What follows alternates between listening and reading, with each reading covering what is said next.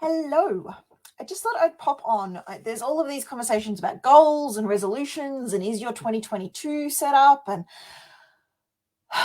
I'm exhausted by it all. And I'm not making any commitments to annual goals until sort of mid-January, probably even late January, because mid-January I'm moving in ovulation. And when I set goals in ovulation, I am far more ambitious than I am able to pull off. So there's a piece of me that is not setting goals at all. But one of the things that I keep noticing is the different kinds of goals that are coming through. And it got me thinking that one of the things that we need to be aware of when we're setting goals, particularly in our preferences, is our planning style. So if someone is more lifestyle choices orientated, and there's all kinds of planning styles, I'm not going to go into them too in depth, but if someone's more wanting to set themselves lifestyle choices, getting them to take on a project is going to screw with their ability to follow through on it.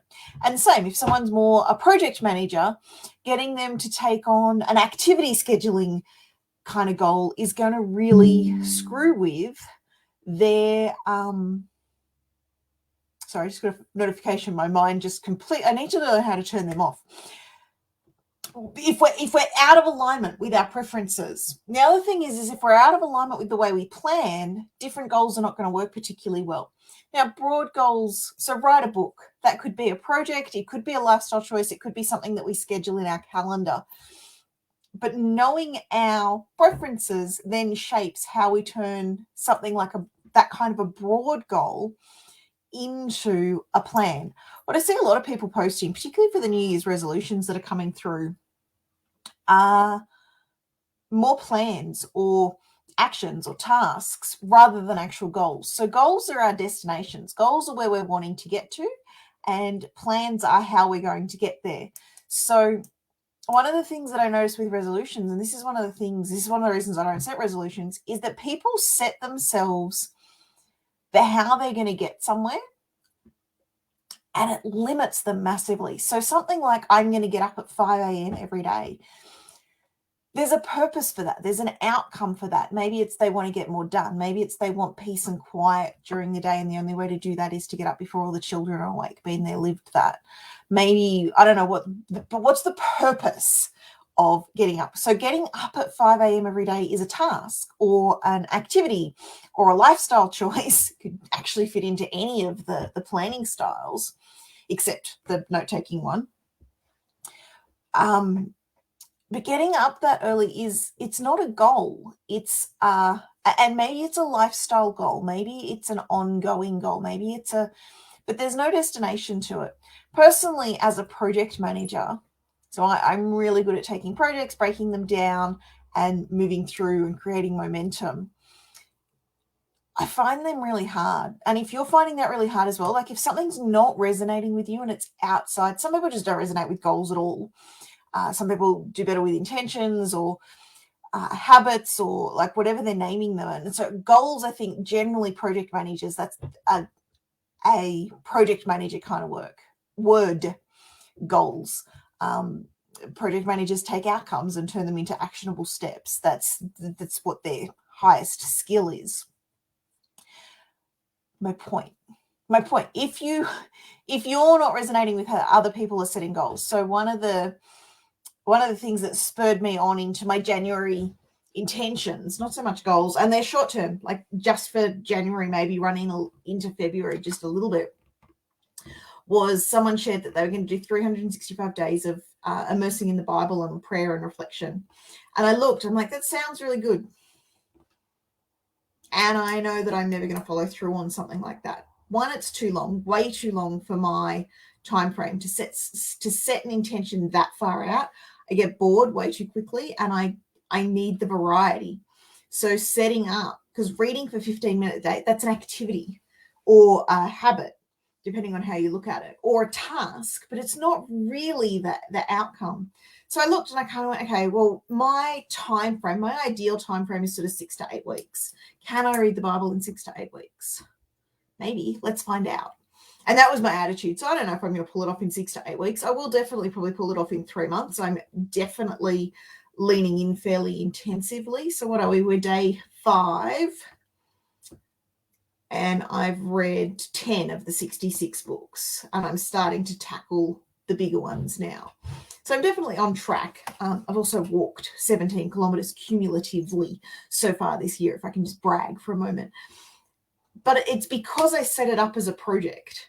So I've got an intention, and again, I'm moving away from the word goal and going to intention. They're the same thing, but intention works better for me. And this is what I'm saying. You're going to find your preferences, you're going to find your language that works better. Is to do 13 kilometers in one go. So generally in summer, I aim for that. At least one day, I just go out hiking for that. It's only 3 hours to do 13 Ks. It's not a whole day hike. It's just sort of a morning.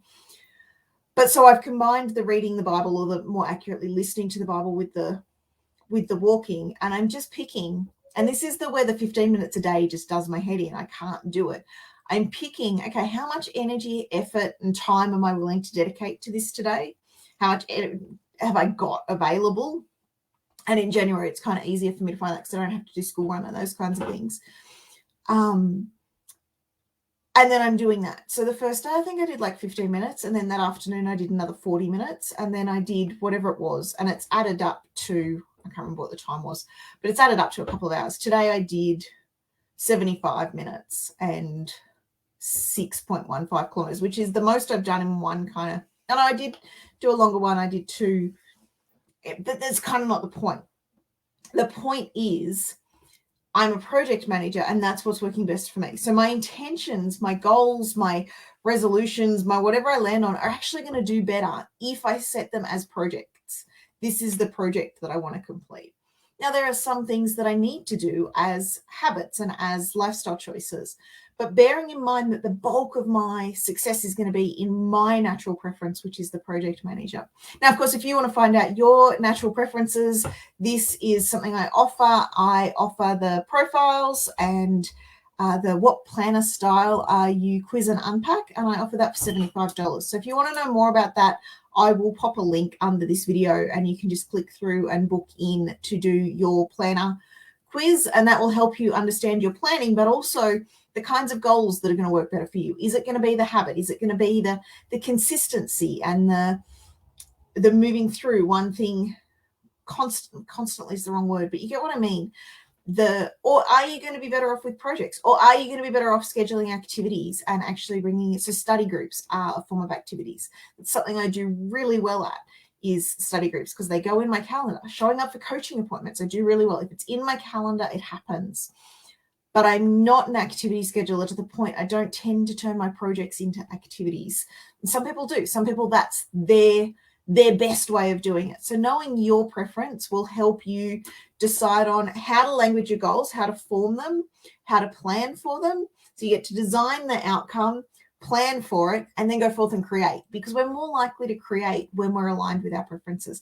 Again, click on the link, book in for a What Planner Style quiz and unpack. It's ridiculously, so normally I do $247 for an hour coaching with me, and this offer is just for the $75. If you would like to do that, click that link and book in, and we can refine your goals and refine your plans and work out how you can actually be successful if you're up to it. If you're not up to it yet, because I'm certainly not leaning into that for myself just yet, book in for a couple of weeks' time when you are going to be up to it. So normally the first week in February, I really knuckle down and make sure it's cemented, but I give myself January to reflect and play and explore and look at my preferences, look at what I'm looking at, look at what I'm wanting to move towards, look at what I'm moving away from, all of that kind of stuff. I do lots of reflection. I've got a couple of processes that I use, but first and foremost this year, what's driving my choices is the What Planner Style Are You, and really leaning into understanding my preferences around goal setting and planning, and acknowledging my cycle and making sure my plans have the ebb and flow. So one of the reasons I won't do 15 minutes a day is there are days where 15 minutes is going to be too much. And there are other days where I want to do an hour and a half. And so I want that flow and that freedom. And there are people that will say that they do that with that 15-minute commitment. And that's great if that works for them. It just doesn't work for me. So finding what works for you is key. And that's one of the things that I love about what I can do is I don't have a one size fits all. I have a planning and an organizing system that is designed for you and your personal preferences, because that's what matters most. I look forward to playing with you and unpacking your planner style, and I look forward to connecting with you, and Happy New Year, everybody. And I look forward to what 2022 brings to us. Bye.